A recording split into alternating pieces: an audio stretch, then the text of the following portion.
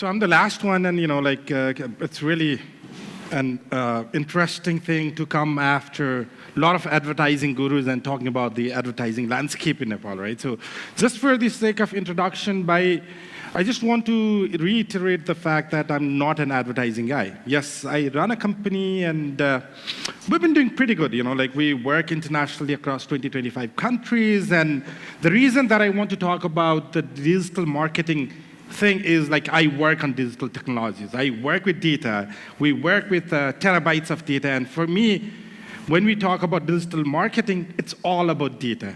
It's all about the insight. It's not just about putting that Facebook ad in the wall of a friend and saying that, expecting that product to fly, right? So what I want to be doing today is go through a little bit of theoretical rhetoric on digital marketing and would want to draw your attention towards what it actually means, right? So before I move on, just a small story.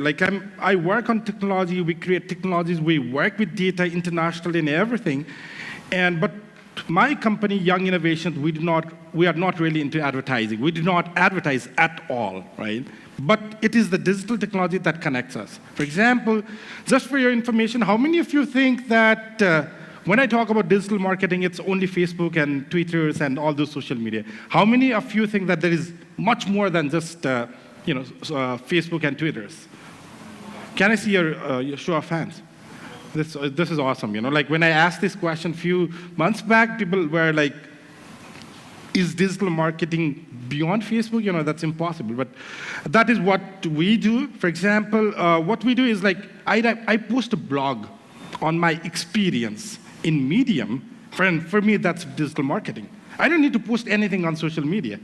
It's just that I need to connect to people internationally who value the substance that I have. And that is one form of digital marketing. But that's not going to be my focus of topic. I just wanted to be on equal playing waters before I jump onto social media, right? So this is digital marketing, right? So everything is digital. When we talk, because the reason that I said earlier about digital marketing not being everything, because we do not work on consumer products.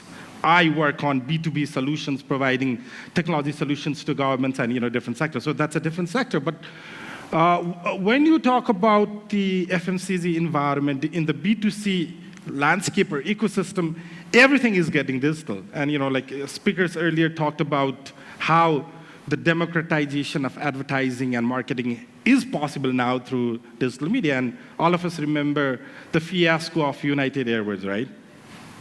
A simple guy, one guy posting video of a passenger being dragged out of aircraft in social media, and suddenly next day the stock prices go down.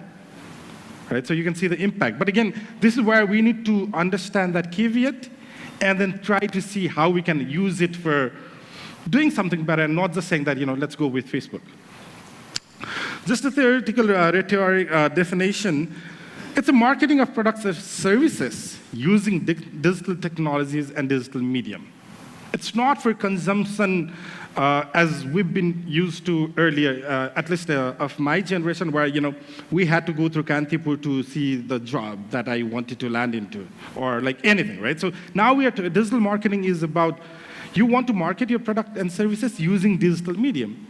And for your information, we're not just talking about digital products and services.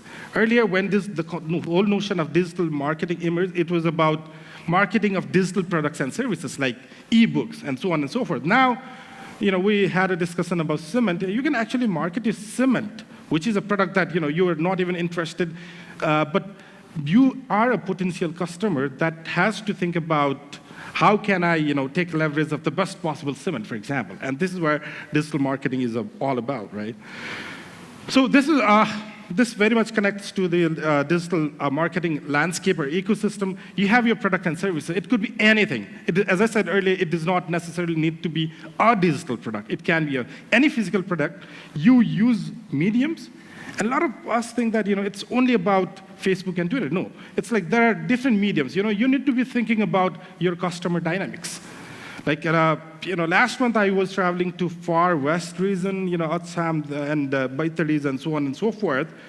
And I'll just tell you an interesting fact. A lot of people say that I'm connected to Facebook. They never say that I'm connected to internet. In far west, in remote areas of the country, internet has become synonymous to Facebook. People say that I know how to use Facebook, but they say like, I do not know how to search on the internet. As simple as that. And these are women who have been like educated only to the 5th standard. These are like 60-year-old men whose son are like, in India or in Middle East, right? So we are now trying to connect to these devices that people get connected to. And then promoting our services, which is the destination, and then only we talk about Facebook and so on. First, you need to access it in your device, right? So digital marketing, I'm not going into the theory of all these things, but I just wanted to highlight that it's not only about posting that ad in Facebook. It's about search engine optimization. How do you make sure that your product and services get in top of the Google search filters, right? Search engine marketing, it's like pay-per-click. You have to pay to Google and others to make sure that your content actually reaches the audience that you want. It's not just about designing a nice banner and putting it in Facebook and Instagram, right? It's also about social media marketing, which is about advertising on Twitter, Facebook, LinkedIn, so on and so forth. The whole purpose is to make sure that you reach the right audience and they talk about your brand and product, right? So, and also about optimization and responsive websites. You have your website. So eventually, if you look into these days, we have come long way forward. But again, I would be the one, if you had talked to me about 2 years back, I'd say like, talk about any website in Nepal, 90% of them are crap because that does not work in a small 4-inch device. Now, we need to be responsive enough to what the customer is using, right? So if you do not have your website customized, which we call responsive design, then you are never going to be in the top of your Google ranking. You might have the best of the best content, but if you're not using proper optimization techniques, then, and these are not just technical matters, right? These are something that you need to understand as a marketer. How do you push your content? Because I talked about this thing, it goes through the digital medium, digital devices, right? And you've got to make your content, your thing, fit for those devices. Then only you appear in the destination side, right? And it is also about video marketing. Like how many of we've been seeing Facebook Live videos? Because just it is that I'm kind of excited to open that video. I know that that has nothing to do with my life. It is a video Facebook Live of somebody dancing in this hall at Radisson in some wedding party. But again, you would want to. It's like the new era of digital marketing where video is more than kind of compelling for users to actually interact. And you can actually interact with the video. That's video marketing. And also we talk about, and this is where I specialize on data. Web analytics. It's not just about saying that, yes, I have 20,000 likes within 5 days, right? It's about how do you make use of that analytics? How do you mine that data to convert that into important things that matters to your business, your brand, and your product? And a lot of us, unfortunately, do not focus on that. It's not just about how many hits that I have. It's not only about how many likes, how many shares. It's about the action side, And also, it's about the content marketing, right? So and this is where Facebooks and others are really, really super smart on that, is if you search for some kind of, let's say, Gold Star shoes in Google, how many of you have seen that, when I'm browsing something, suddenly I see an ad of Gold Star shoes coming from Sastodil or Kimu? That's content marketing, right? That's reaching to your audience with your content. And if you remember what I said at the first was I write a blog. I ask all of my staff to post at least one blog from our company every single week. For me, that's content marketing. So whenever people talk about data mining, data science, Nepal, whatever, we are the ones, right? So that is content marketing, and a lot of us do not focus on. Email marketing, which I find very, very tricky, is Hers earlier talked about overdose, and this is something that I really think we all need to consider. It's not about, for example, I get a lot of emails, and I've written back to them saying can you please unsubscribe me? So, and there's a company in Nepal which is really good at email marketing, but again, I would never use their product or service because they've been bombarding with emails me, like, 10 emails every week. And for me, even if they have good offer, good product, good service, whatever, I'm least interested. It's like advertising overdose. And thanks a lot for pointing it out earlier. I do not need to kind of talk more on this, right? So as you can see, what I'm trying to say here is like digital marketing is much more than just a Facebook ad, right?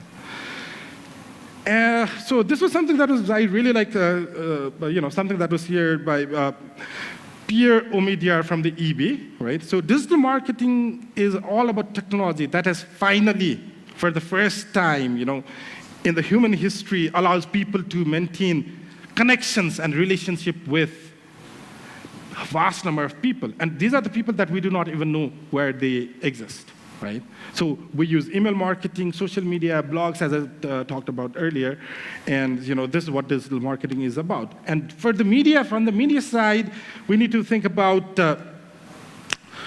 digital media consumers have access to information whenever they want it. It's not that, if as of now, if some of you would want to validate what I'm saying, you could just, search now and then access that content that you need. It's not about somebody, having to go through that billboard again and again and, try to, get hold of the brand. It's like, whenever I need it, I have the right to access that. So these days we see in the world of data and the knowledge economy is like, perhaps there are companies like Google and Facebook who know more about me than I know about myself.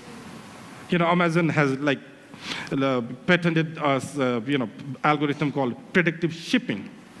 I don't know how many of you have heard that. There's something called predictive shipping, which means before I even place an order, they would ship the product out of their warehouse. Meaning they would know my buying pattern and understand that, okay, this guy is going to make place for this order at this particular time, and then, they would already have shipped before I place that order, right? So, and digital media, when we talk about media, it's like ever growing. We do not know what's going to happen in the next 5 years. Forget about, next 15 years. If somebody says that, let's have our marketing campaign for next 15 years or whatever, that's a crap, right? And it's not only about being exposed to consumers, it's also about being exposed to influencers and others. It is about what your friends, what your consumers, friends, families, and others are talking about your brand. Now, it's all about data that you can capture, right? So this is an interesting thing where it's like whether digital advertising is for me or not. Like traditionally, broadcast media would cost you $20,000 per month versus search engine optimization, which is like $1,000 per month. And then suddenly you are in the top of the list and you are like in the reach of your customers easily. Similarly, magazine ad buy-ins traditionally was like $10,000 per quarter. This is for a typical company with an advertising budget. Now it's like 5 cents to $3 per click. Similarly, for newspaper buy-ins it came down from $10,000 per full-piece Sunday ad in the US to $1 per 1,000 people. Right? And these 1,000 people are going to be the ones who are your buyers, whom you can target very, very specifically, right? And of course, with email marketing, it's like 0.0015 cent versus $3 per direct mail order, right? And this is one thing that you should really remember is like ignoring online marketing is like opening a business but not telling anyone and expecting people to just figure it out themselves. You have to focus on digital marketing, right?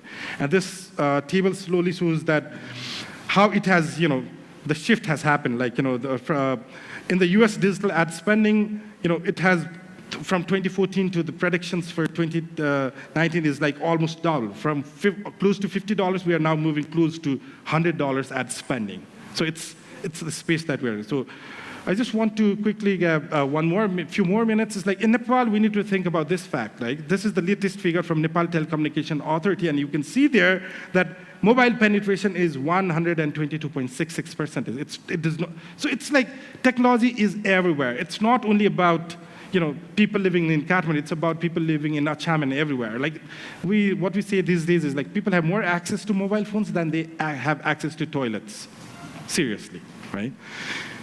This is data, 75 lakh users. You know, this was a very recent data published by Nepal in data, and as you can see, now I know that there are 80% of users whose demography is like 18 to 29 years of old.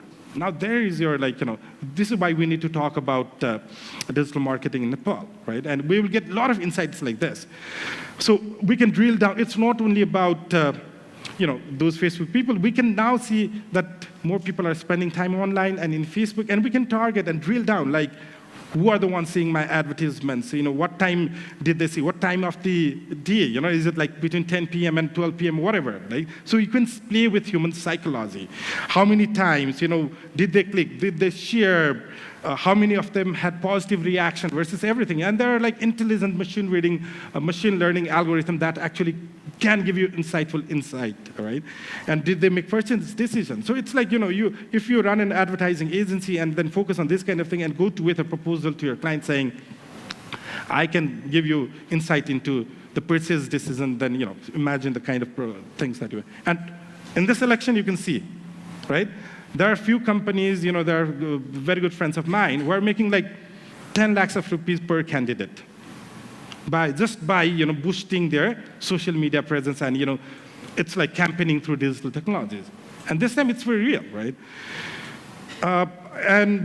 But in Nepal, the way I've seen it is like conventional and new media has to go together. You just cannot say that I run a digital ad agency, I run a, you know, digital advertising agency, and, you know, I can do everything. It has to go hand in hand, right?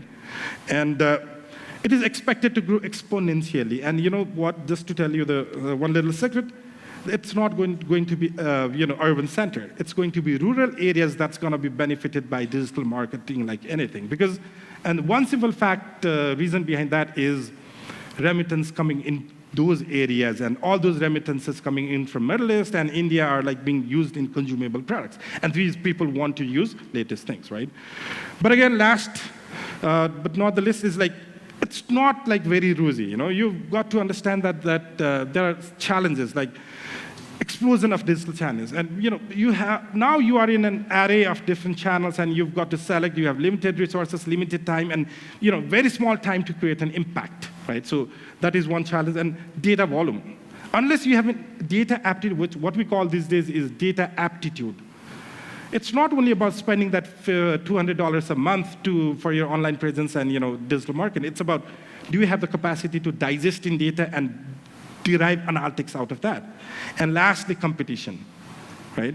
So billion-dollar company versus billion-rupee company, they are at the same playing level when we talk about digital advertising. So how are you going to compete?